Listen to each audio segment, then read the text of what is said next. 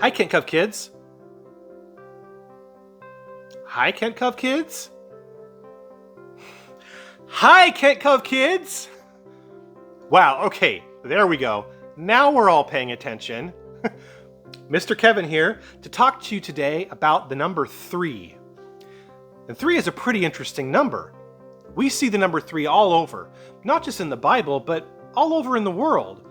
In the stories that we share, in songs, in poetry. It has this way of making you pay attention. The number 3, when it's used to teach a lesson or point something out, it usually means this is important.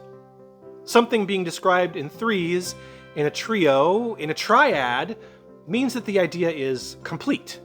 It is done. It is whole. Remember, we learned that on the night that Jesus was arrested, Peter denied that he knew Jesus, right? Not just once. Nope. The woman at the gate, she asked him if he was with Jesus. He denied even knowing him. And then the people around the campfire said he sounded like one of Jesus' disciples. He denied knowing him. And then someone who saw Jesus arrested in the garden was sure that Peter was one of the disciples. That third time, wow, Peter got angry and insisted he did not know Jesus. He denied Jesus 3 times. And this was even after Peter had promised that he would love Jesus no matter what, and way more than the other disciples.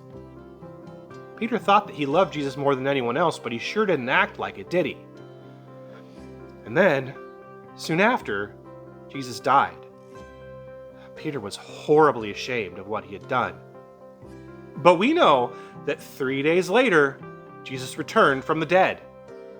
Okay, so Jesus showed up in Galilee, where Peter and some of the other disciples were fishing, and Peter was so excited to see Jesus again that he jumped out of the boat and swam to meet Jesus.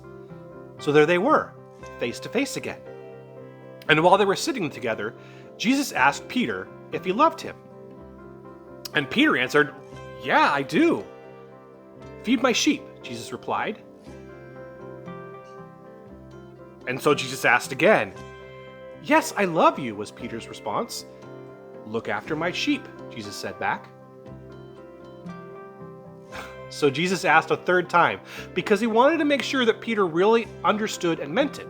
See, saying that you love Jesus, it's not enough. Well, by that point, Peter was upset, crying. He was so sad, Jesus kept asking him, like he didn't believe him. But here's the thing.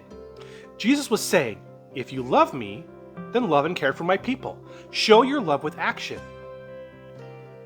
Do you think Jesus would have had to ask Peter 3 times if Peter loved him? If Peter had then jumped up, embraced Jesus, and immediately left to go take care of his people, his sheep? Maybe not. But in asking 3 times, he told Peter, pay attention. This is important. And that message is for us too. Jesus said it 3 times to make sure we get the point too. So how do you feed his sheep then? Well, just like Peter jumped out of the boat without even thinking about it, you can jump at the chance to show kindness to others. You can jump to show patience and self-control. You can jump to think about the needs of others. So let's show Jesus how much we love him by caring for others, by feeding his sheep. Jump to do what is right for others. Jump to do what is good for others. Jump at every chance to do as Jesus commands us to. Feed his sheep. Feed his sheep. Feed his sheep. So what can you jump to do to feed his sheep? Something to think about, right? So think about it. And I'll see you again soon. Bye.